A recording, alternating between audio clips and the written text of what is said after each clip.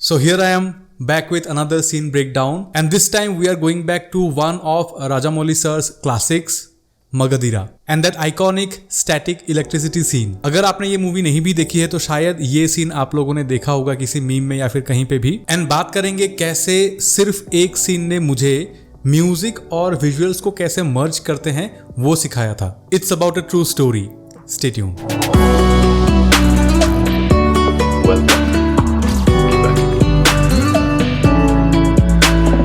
Okay, after RRR I think हम सबको पता है कि ये लेजेंड कौन है, बट इन 2010 जब मैंने पहली बार मगधीरा देखी थी तब मुझे नहीं पता था कि ये एक्टर कौन है या फिर ये एक्टर कौन है, और इनफैक्ट मुझे ये भी फर्क नहीं पड़ता था कि मूवी का डायरेक्टर कौन है। और मुझे अभी याद है कि 2010 में निकली थी Prince of Persia the movie, और उस टाइम पे हम लोग प्रिंस ऑफ पर्शिया गेम को बहुत ज्यादा खेलते थे, तो हम लोग ना बहुत हाई होप्स के साथ प्रिंस ऑफ पर्शिया देखने गए थे थिएटर में। और जब देख के आए तो मैं और मेरे सारे दोस्त ना बहुत ज्यादा डिसअपॉइंट हो गए थे कि अरे क्या मूवी बना दिया। And one of our friend मतलब वो ऐसे आता है और वो अपने पेन ड्राइव में एक मूवी लाता है, वो बोलता है कि इस पेन ड्राइव में एक मूवी है वो लगा के देखो, और हम लोगों ने वो मूवी लगा के देखी और फर्स्ट सीन से ही हम लोग को लगा अरे क्या मूवी है, this is a better Prince of Persia movie than Prince of Persia. और हम लोगों ने जब फुल मूवी देखा तो पता चला कि this movie is filled with iconic scenes. The story is a full roller coaster ride, और मैं इस वीडियो में आप लोगों को पूरी कहानी नहीं बताऊंगा, जस्ट जो सीन डिस्कस करेंगे उसी के बारे में बताऊंगा। और आप में से जिन लोगों ने भी ये मूवी देखी है वो लोग बोलोगे कि भाई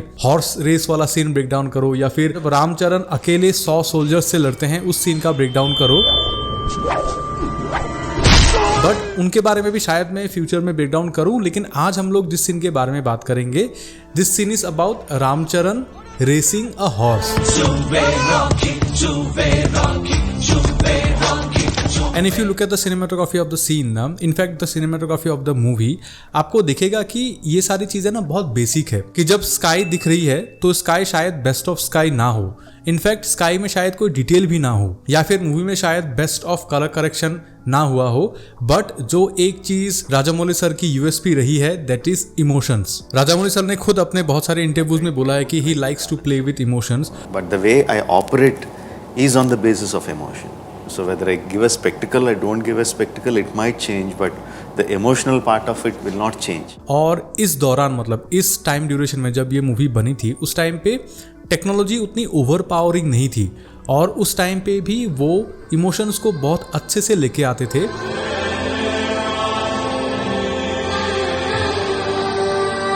और अगर आप राजामौली सर के सीन्स को देखोगे ना तो उनके इमोशंस कभी सरफेस लेवल के नहीं होते, वो बहुत ना अलग लेवल पे आपको हिट करती है। इनफैक्ट अगर आपने ऑस्कर में राजामौली सर और जेम्स कैमरन की जो मीटिंग की जो क्लिप आई थी, वो अगर क्लिप आप ध्यान से देखोगे ना तो वहाँ पे James Cameron the legend himself Rajamouli sir को पूछते हैं कि he wants to learn music from Rajamouli, how he uses music in his movies. कहने का मतलब ये है कि जेम्स कैमरन बोलते कि वो म्यूजिक को बहुत पीछे मतलब हल्के से यूज करते हैं, बट राजामौली सर म्यूजिक को ऐसे ऑन योर फेस यूज करते हैं, and that way he extracts emotion from his audience, and that one technique take things to another level. और वही चीज ना इस सीन में भी है। Basically the hero played by Ram Charan and the heroine played by Kajal, उनकी एक हिस्ट्री रहती है पिछले जन्म में, एंड वो लोग कैसे अगले जन्म में आके मिलते हैं इन एन एपिक वे, और कैसे कैसे क्या क्या रिवील होता है, यही बेसिकली इस मूवी की कहानी है। And Harsha played by Ram Charan इस जन्म में मतलब प्रेजेंट टाइम में उनके साथ कुछ ऐसा होता है कि whenever he is closer to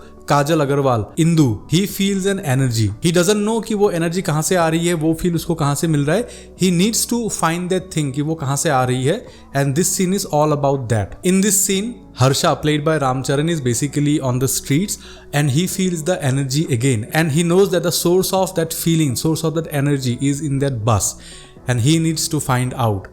But Harsha was a fearless warrior in his previous life, but in modern times इस जन्म में उनको घोड़ों से बहुत डर लगता है, और सीन ऐसा होता है कि वो बस जा रही है और पीछे से ना एक घोड़ा है जिसका लगाम छूट चुका है, मतलब वो अनलीश हो चुका है घोड़ा, वो पब्लिक में सड़क में आ जाता है। इनफैक्ट एक घोड़ा नहीं होता है, कई सारे घोड़े होते हैं जो ऐसे बेलगाम सड़कों पे आ जाते हैं, and he is really afraid, but once he realises कि उसको वो गाड़ी में देखना है कि क्या है या फिर कौन है, then something changes, like the typical action movie trope, something changes inside him and he is confident now. और आप यहाँ पे म्यूजिक का खेल देखिए कि when the drama is happening, the music is very slow and steady, आपको एक आराम आराम का म्यूजिक सुनाई देगा।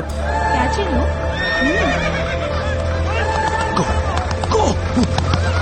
फ्लैशबैक होता है और फ्लैशबैक के टाइम पे ना इस चीज़ को मतलब वहाँ पे जो म्यूजिक प्ले होता है मैं उसको प्री क्रेशेंडो बोलता हूँ।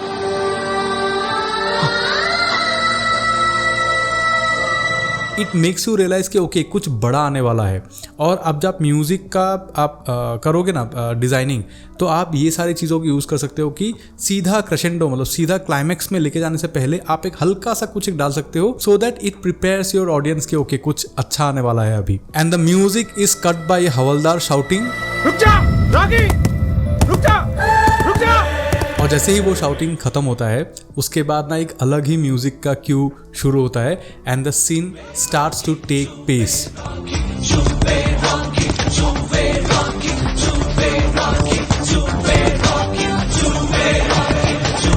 घोड़े का नाम होता है रॉकी और हवलदार चाहे कितना भी चिल्ला ले, रॉकी तो रुकने वाला है नहीं। और अगर आप लोग को रोकना ही है देन जेट में बैठे इस बंदे को रोकिए। मैं बात कर रहा हूँ लकी जेट गेम की, जो आपको मिल जाएगी OneWin के वेबसाइट में। और गेम में पायलट के उड़ने से पहले आपको कलेक्ट करने हैं पैसे। आपको मेरे वॉलेट में ऑलरेडी बैलेंस दिख रहा है और यहाँ मैंने 2000 रुपए सेट किए और 1.5 का कोएफिशिएंट लगाया। राउंड के शुरू होते ही जेट के उड़ने से पहले राउंड जीतो और जो पैसे बढ़े वो आपके वॉलेट में ऐड हो जाएंगे।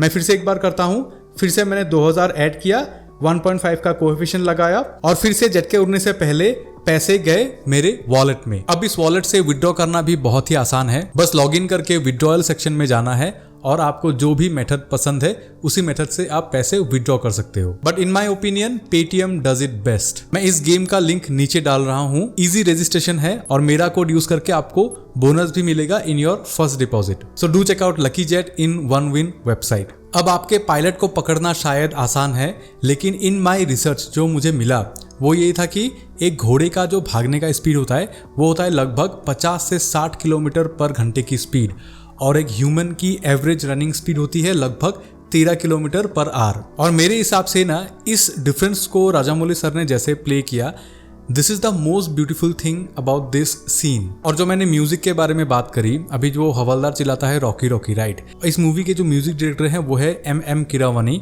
Obviously Oscar winning music director. तो उन्होंने ना उस क्यू को मतलब वो जो रॉकी वर्ड है उस क्यू को लेके फिर एक अलग से रॉकिंग म्यूजिक बनाया दैट सर्व्स दिस सीन। और आपको ना बहुत ज़्यादा जारिंग नहीं लगता है। मतलब अगर आप इस ट्यून को सुनोगे ना शायद उतना मेक सेंस नहीं करता है कि जो ट्यून बज रहा है, जो लिरिक्स चल रहे हैं वो उतना मेक सेंस नहीं करता है, but it gives you that feeling.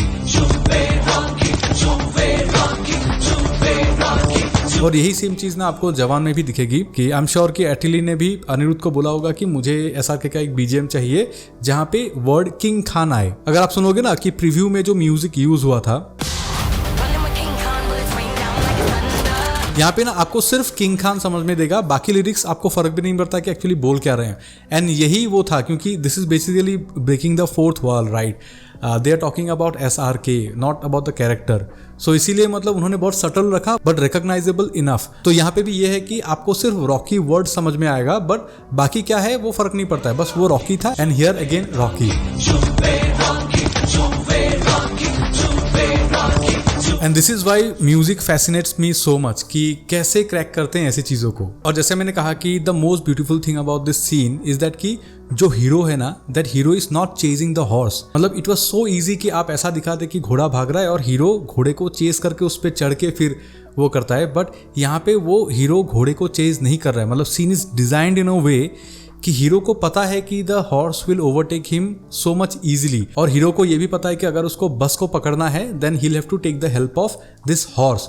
And उस हॉर्स को पकड़ने के लिए in front of the horse, not behind the horse. अभी ऐसी चीजें होती है ना कि ऐसे जो स्क्रीन प्ले चॉइसेस होती हैं, ऐसे जो आपका कहानी बताने का जो तरीका होता है, स्टाइल होता है, यही सब चीजें क्या होती है पता है, चीजों को ना बहुत ग्राउंडेड कर देती है कि ये देखिए ये तो पॉसिबल ही नहीं है, लॉजिकल ही नहीं है ये सीन, बट ओवरऑल सीन को ऐसे डिजाइन किया गया कि इट इज ग्राउंडेड इनफ। और इस सीन का आप एडिट भी अगर देखोगे ना तो जो म्यूजिक है, मतलब वो म्यूजिक ऑब्वियसली एक क्लाइमैक्स, एक क्रेशेंडो पे ही खत्म होता है।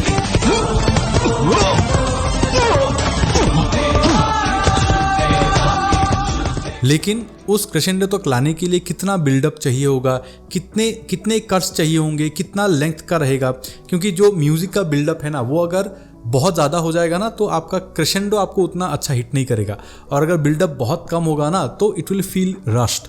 लेकिन अच्छे से एडिटिंग होने से right amount of build up, right amount of shots and the climax, and this is one of the most difficult things to do in editing, build up and payoff. Actually right build up and right payoff. And of course then suddenly he is a pro rider now and he continues his journey in this story. But जो मैंने 15-16 साल पहले सीखा था इस scene को देख के, वो मैं अभी भी अपने कट्स में, अपने एडिट्स में, अपने प्रोजेक्ट्स में उसको यूज़ करता हूँ।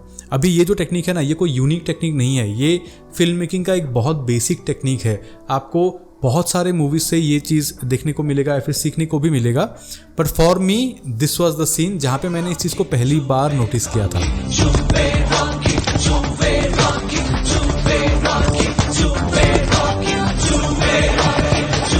और थोड़े पुराने मूवीज देखने से फायदा क्या है पता है, you can see things beyond the gimmicks without high speed slow motion and all everything, मतलब एकदम एक्सट्रीम कलर ग्रेड, उनके बिना भी आप कैसे एक कहानी बोल सकते हो with the power of pure screen play end of course music. ये सीन YouTube में ही है, मैं नीचे लिंक डाल दूंगा, आप लोग जाके एक बार सीन को देखिए, you will understand what I am talking about. So do let me know if you have watched this movie और नॉट, और अगर देखी है तो बताइए कि नेक्स्ट मैं कौन सा सीन ब्रेक डाउन करूं। अगर इस मूवी के सीन्स को मैंने ब्रेक डाउन किया तो शायद वो 100 सोल्जर वाला सीन ही मैं ब्रेक डाउन करूंगा, क्योंकि वहां पे I think one of the most badass scenes है।